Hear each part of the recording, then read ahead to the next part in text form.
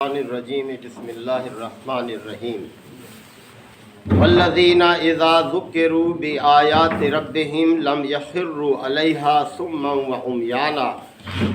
والذین یقولون ربنا ھب لنا من ازواجنا وذریاتنا قرۃ اعین واجعلنا للمتقین اماما اولئک یجزون الغرفۃ بما صبروا وَيُلَقَّوْنَ فِيهَا تَحِيَّةً وَسَلَامًا خَالِدِينَ فِيهَا حَسُنَتْ مُسْتَقَرًّا وَمُقَامًا قُلْ مَا يَعْبَأُ بِكُمْ رَبِّي لَوْلَا دُعَاؤُكُمْ فَقَدْ كَذَّبْتُمْ فَسَوْفَ يَكُونُ لِزَامًا صدق اللہ مولانا العظیم۔ حضرات، سورہ الفرقان کی یہ اختتامی آیات ہے۔ رب کائنات اپنے محبوب بندوں کی صفات بیان فرما رہے ہیں۔ پورا رکوع تقریباً جو شروع یہاں سے ہوا تھا کہ وَعِبَادُ الرَّحْمَنِ الَّذِينَ يَمْشُونَ عَلَى الْأَرْضِ هَوْنًا، کہ رحمان کے بندے وہ ہیں جو زمین پر عاجزی کی چال چلتے ہیں۔ تو یہاں سے یہ سلسلہ شروع ہوا اور رب کائنات نے اپنی بہت وہ صفات بیان کی جو اس کے محبوب بندوں میں پائی جاتی ہیں۔ ان صفات کو اپنے اندر اجاگر کرنے کی ہم سب کو فکر کرنی چاہیے اور بار بار ان کا مطالعہ کرتے رہنا چاہیے۔ اب ان آیات میں مزید کچھ اور صفات کا بیان ہوا ہے کہ والذین اذا ذکروا بآیات ربہم، رحمان کے محبوب بندے تو وہ ہیں کہ جب انہیں ان کے رب کی آیات کے ذریعے سے نصیحت کی جاتی ہے لم یخروا علیہا صما وعمیانا، تو وہ اندھے اور بہرے بن کر نہیں رہ جاتے بلکہ بھرپور توجہ کے ساتھ ان نصیحتوں کو سنتے ہیں اور ان پر پوری سختی کے ساتھ عمل کرتے ہیں، یعنی ان کی روح کے مطابق عمل کرتے ہیں، مضبوطی کے ساتھ ان کو تھامنے والے ہوتے ہیں۔ تو یہ رحمان کے بندوں کی ایک اور اہم خاصیت ہے جو بیان کی گئی ہے کہ وہ اپنے رب کی آیات سے سبق حاصل کرتے ہیں۔ جب بھی انہیں نصیحت کی جاتی ہے تو لاپرواہی نہیں برتتے بلکہ پوری دل کی آمادگی کے ساتھ اور پوری روح کے ساتھ اس کو اختیار کرتے ہیں، اس پر عمل کرتے ہیں۔ والذین یقولون، اور رحمان کے بندے وہ ہیں جو یہی فریاد کرتے رہتے ہیں ربنا ھب لنا من ازواجنا وذریاتنا قرۃ اعین، کہ اے ہمارے پروردگار تو ہماری بیویوں کو اور ہماری اولاد کو ہماری آنکھوں کی ٹھنڈک بنا۔ یعنی اپنے رب سے ان کی یہ فریاد رہتی ہے کہ ہماری بیوی اور بچے جو ہیں یہ بھی تیری عبادت کریں، تیری بندگی کریں، تیری رضا کو پیش نظر رکھیں، تیری اطاعت کو اختیار کریں۔ یعنی رحمان کے بندوں کے لیے یہ چیز نہیں ہے کہ ان کو سکون اس چیز سے پہنچتا ہو کہ ان کے بیوی بچے بہت حسن و جمال کے مالک ہیں یا بہت عیش و عشرت ان کو ملی ہوئی ہے، اس سے ان کو اطمینان نہیں ہوتا، بلکہ انہیں اطمینان اس چیز سے ہوتا ہے کہ ان کے بیوی بچے آخرت کی تیاری کر رہے ہیں، اچھے انجام کی فکر میں ہیں اور اس کے لیے تگ و دو کر رہی ہیں۔ اس چیز سے ان کو اطمینان حاصل ہوتا ہے۔ تو اس لیے فرمایا کہ وہ یہی فریاد کرتے ہیں اپنے رب سے کہ ربنا ھب لنا من ازواجنا وذریاتنا قرۃ اعین، ہماری آنکھوں کی ٹھنڈک بنا ہماری بیویوں کو اور ہمارے بچوں کو، ہمارے اولاد کو۔ اس چیز کی فکر انہیں رہتی ہے۔ یہاں یہ بات بھی پیش نظر رہے کہ جب یہ آیات نازل ہوئی تھیں تو کیفیت یہ تھی کہ ایک مرد اگر مسلمان ہو گیا ہے تو اس کی بیوی کافر ہے، اگر ایک عورت مسلمان ہو گئی ہے تو اس کا خاوند کافر ہے، اگر ایک نوجوان نے ایمان کا راستہ اختیار کیا ہے تو اس کے گھر والے سب کے سب کفر میں مبتلا ہیں۔ تو انہیں اس چیز کی فکر رہتی تھی کہ وہ بھی اللہ کے راستے کو اختیار کریں، اور وہ سب کے سب جب اس کو اختیار کریں گے تو ان کی آنکھیں ٹھنڈی ہوں گی، ان کے دل مطمئن ہوں گے، انہیں صحیح خوشی نصیب ہوگی۔ اولئک، اور پھر یہ کہ وجعلنا للمتقین اماما، رحمان کے بندے وہ ہیں جو اپنے رب سے یہ فریاد کرتے ہیں کہ پروردگار تو ہمیں پرہیزگاروں کا امام بنا، یعنی ہم خود صرف نیک ہی نہ بنے بلکہ نیکوں کے پیشوا بنے، ان کے امام بنے، یعنی نیکی میں آگے سے آگے بڑھنے کی ان کے اندر ہر وقت جستجو ہوتی ہے، شوق ہوتا ہے کہ ہم نیکی میں آگے بڑھیں۔ یعنی رحمان کے بندے محض مال و دولت میں مقابلہ نہیں کرتے کہ اس میں ہم دوسروں سے آگے نکل جائیں، جاہ و منصب ہمیں بڑا مل جائے، بلکہ ان کی کوشش یہ ہوتی ہے، آرزو یہ ہوتی ہے، تگ و دو یہ ہوتی ہے کہ ہم تقویٰ میں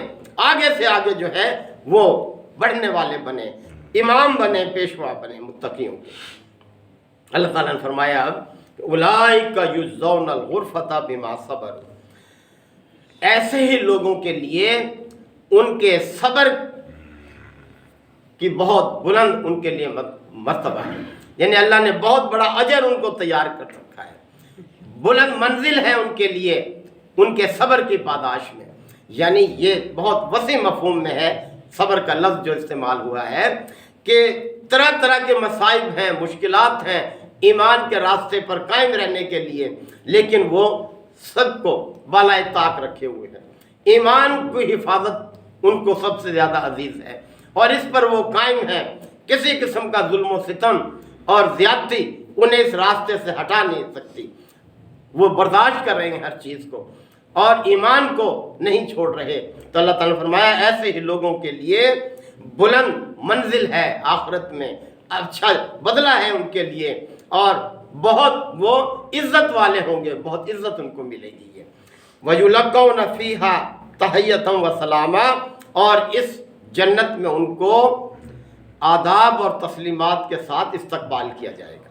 یعنی ان کے لیے بہت اچھا اہتمام کر رکھا ہے ان کے رب نے کہ جب وہ اپنے رب کے پاس حاضر ہوں گے تو ان کو بہت اچھے اجر سے نوازا جائے گا۔ اور یہی چیز مطلوب ہے کہ ایمان کے راستے میں جو بھی مسائل مشکلات آئیں ان کی پرواہ نہ کی جائے، اپنے ایمان کی سلامتی کے ساتھ زندگی بسر کی جائے۔ اور ایک اور مقام پر فرمایا کہ ان الذین قالوا ربنا اللہ ثم استقاموا تتنزل علیہم الملائکہ الا تخافوا ولا تحزنوا وابشروا بالجنۃ التي کنتم توعدون۔ یقیناً وہ لوگ، ان الذین قالوا، یقیناً وہ لوگ جو یہ کہتے ہیں کہ ربنا اللہ استقاموا، جو ہمارا رب اللہ ہے، اور پھر اس پر استقامت اختیار کرتے ہیں، تو ان کے لیے تو فرشتے نازل ہوتے ہیں اور وہ انہیں کہتے ہیں کہ رنج نہ کرو، خوف نہ کرو، اور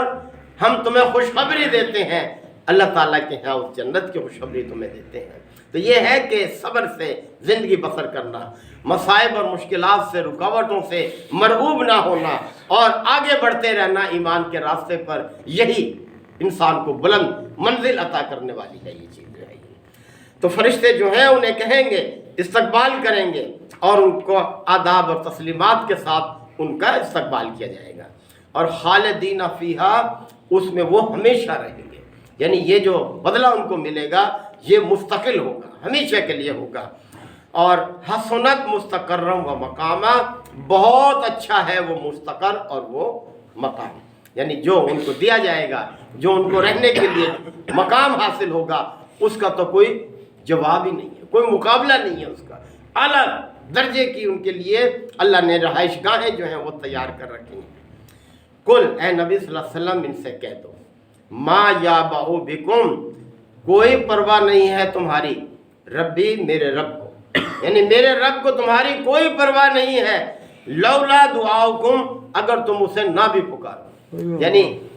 اگر کوئی بھی اللہ کو نہ پکارے، اللہ کی عبادت نہ کرے، اللہ کی اطاعت نہ کرے، اللہ کی دعوت کو قبول نہ کرے، تو اللہ کی کوئی حاجت اٹکی ہوئی نہیں ہے تم سے، اللہ کا کچھ نہیں بگڑے گا اس سے، تم اپنا ہی مستقبل خراب کرو گے، اپنی دنیا اور آخرت اس کو برباد کرو گے، لہذا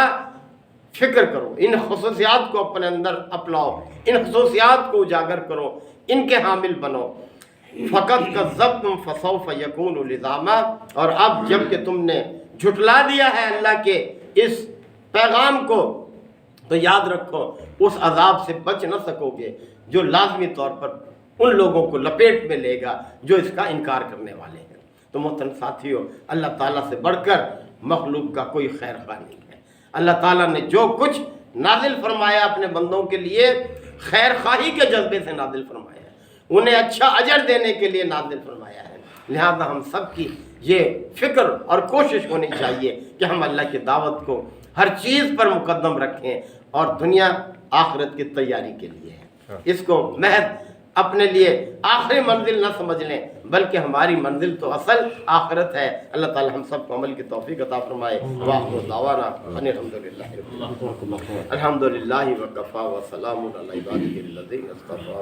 ربنا آتنا فی الدنیا حسنہ وفی الآخرۃ حسنہ وقنا عذاب النار وادخلنا الجنة مع الابرار یا عزیز یا غفار یا رب العالمین۔ اللہم انک عفو کریم تحب العفو فاعف عنا۔ اللہم من احییتہ منا فاحیہ علی الاسلام ومن توفیتہ منا فتوفہ علی الایمان۔ یا شافی الامراض اشف مرضانا ومرضى المسلمین۔ یا قاضی الحاجات اقض حاجاتنا وحاجات المسلمین۔ اللہم اعز الاسلام والمسلمین۔ ربنا تقبل منا انک انت السمیع العلیم وتب علینا انک انت التواب الرحیم۔ صلی اللہ تعالی علی خیر خلقہ محمد وآلہ وصحبہ اجمعین۔